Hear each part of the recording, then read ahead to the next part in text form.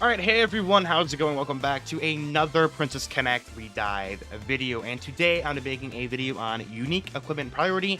Now, I know I've already did a video probably, 6 months ago or something on this same topic. However, that was 6 months ago, and now that we have unique equipment actually in the game, I can actually go through the game and show you guys what I was talking about before without kind of showing you like a brief overview of this is going to happen and this is going to happen. So now that I'm actually able to show you guys in-game what I'm talking about, I feel like it's going to be much easier for a lot of people, especially new players, to understand what I mean. So here, of course, is the brand new game mode, the Sanctum Survey game mode, and this is how you're able to farm up fragments as well as hearts, so that you're able to get princess hearts and princess fragments to get your unique equipment. You're going to be needing fragments to upgrade your characters. I'm going to be needing 10 fragments. You heard me, 10 fragments to make one heart. So you're going to be needing a lot of fragments to be making that one heart, and you're going to be needing 3 hearts in order to equip the character, like the equipment in general. So in order for you to actually even equip it in the first place, you're going to be needing to have over 3 hearts. So the hearts, obviously the best way to get the hearts is going to be from the Luna Tower game mode. So these kind of flow hand in hand. Usually what I recommend is you're going to wanting to be using the Sanctum Survey just to upgrade them, and maybe farm up some fragments if you want and craft them, but usually you'll be able to get enough hearts from Luna Tower so that you can craft most of your unique equipment. So, of course, Sanctum Survey is the brand new game mode. This is how you get your fragments and all of that stuff. These are going to be a very RNG heavy stages. For example, you can do 5 of these stages and literally get 0 drops, or you could do 5 stages and get 5 drops. So you can see right there, I got actually 0 fragments from that one. It's all RNG. And I bet you we're going to run level 2 here, and we're going to get a few of them in here.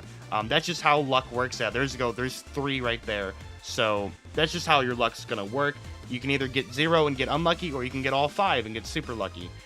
So it's all RNG, so don't be upset if you're confused. Why am I not getting fragments? It's just because your luck sucks, man. It's a gacha game. Like, what do you expect? They wanna take as much time and drain it out of you as much as they can.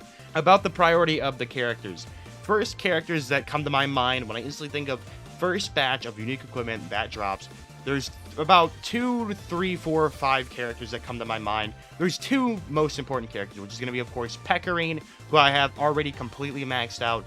She's at level 130, which is the current highest level cap for unique equipment. And then you also have Ray, who's going to be a super dominant physical attacker in clan battle for the next about 6 months or so. This character and Priconne are going to be your 2 most important characters to upgrade first and foremost.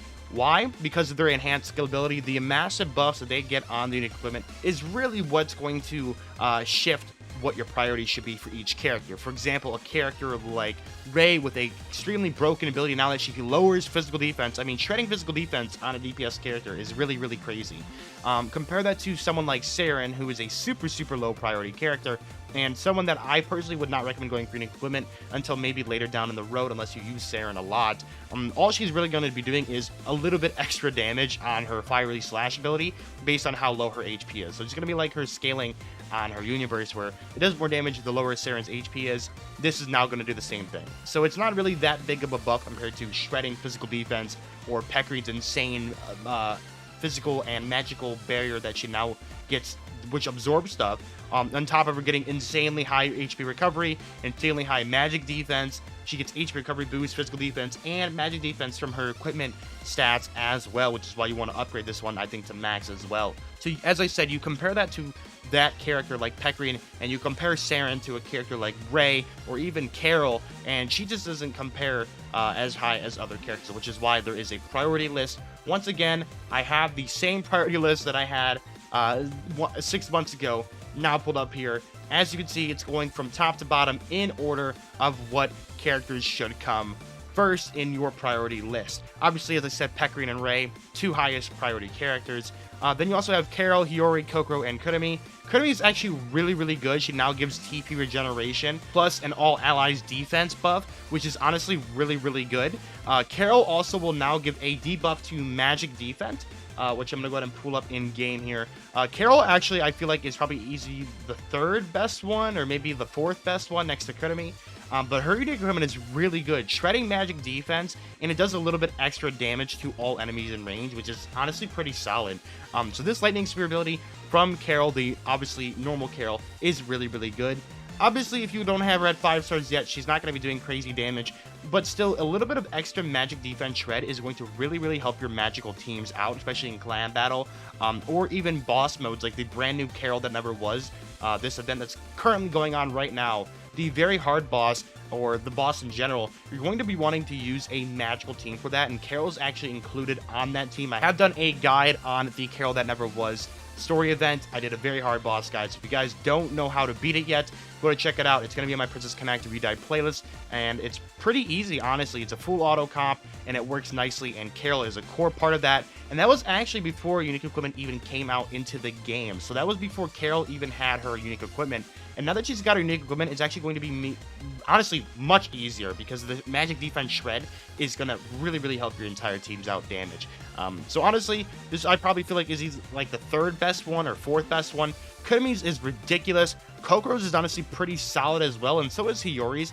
Kokoro, what she's going to be doing is giving herself more survivability with a TP boost and a little bit of extra damage. Nothing too crazy, but boosting your own TP is honestly really solid, combined with the insane amounts of equipment stats she gets. She gets physical attack, physical defense, magic defense, and HP recovery boost all in one kind of thing. So this is also, I feel like, another one that you want to level up as high as you can and try to max this one out, because she's going to be getting a lot of defense as well as HP recovery boost, which is really going to help out with her survivability really in any kind of game mode, clan battle, PvP, whatever you have her in.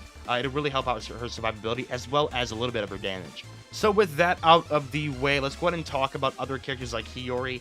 Hiyori, I also feel like, is going to be a super important character, and I'm actually going to go ahead and equip her unique equipment right now, because she's always going to get, it's only a little bit extra damage, and you're seeing this like, oh, it's only an extra, 4,000 damage or 10,000. It only gives it a little bit of an upgrade, so it's kind of like Saren's. Well, yes and no. No as in, it's a kind of a big damage difference. For example, if we compare this to the only skill that she has, the Kitty Kapow, it does 10,000, okay? And her ultimate, her Union Burst, will be doing 15,000 and 6,000. This does 10,000 by itself, and with the Kitty Kapow Plus, it's now going to be doing 10,000 plus an additional 4,000 to all enemies in range. And honestly, this is really good for his skill ability, because it's going to be hitting somewhere around 15,000 plus damage on a single hit. Considering Hiyori is also a stacker character, as she stacks up her own physical attack on her skill, this is going to really help out her damage, and I feel like it's going to pump her damage actually kind of higher, especially for game modes like clan battle. So if you do end up using Hiyori and Lot in clan battle, I definitely feel like you should equip this unique equipment on her and have it as a high priority, maybe like a top 5 priority, like maybe Kokoro, Carol, Pecorine, and Ray.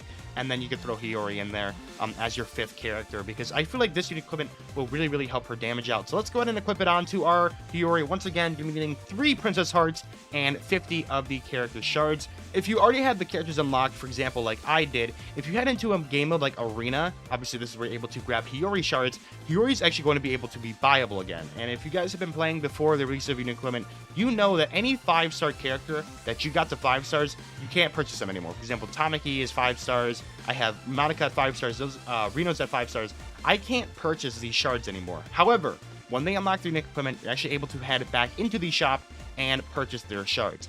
Obviously, for newer players who don't have 18,000 plus coins, you probably won't be able to get 50 memory shards in a single day off just resetting. You're probably going to have to wait a lot of time. Arena and Princess Arena are game modes where you're going to have to wait a certain amount of time in order for you to collect your coins. So that is why I honestly recommend getting at least all of the characters that are done, like the main characters, and then ending up saving most of your coins for unique equipment. And I was hoarding them for about a month or so. So that's why I was able to instantly get Hiyori up to her unique equipment, which is honestly what I recommend. Same thing goes for Dungeon. I have over 100,000 coins, which is honestly a lot of coins.